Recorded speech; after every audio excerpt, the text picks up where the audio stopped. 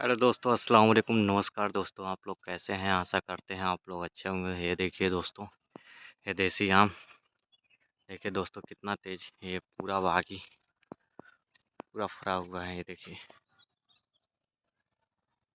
बहुत तेज फरा हुआ है दोस्तों।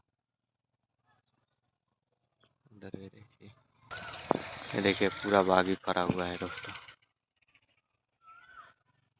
गांव में ऐसे देखिए कितना तेज फरा हुआ है।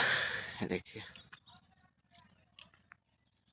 पूरा आम का बागी है दोस्तों। ये देखिए बहुत तेज फरा हुआ है, एकदम नीचे नीचे ही है। ये देखिए पूरा देखिए आम का पेड़ ही पेड़ है, एकदम नीचे ही। तो देखिए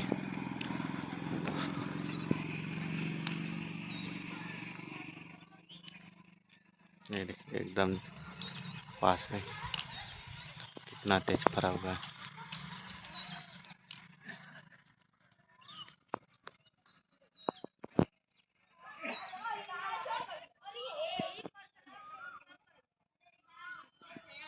का होता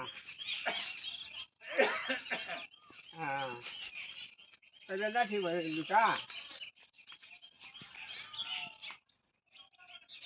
हाँ ये देखिए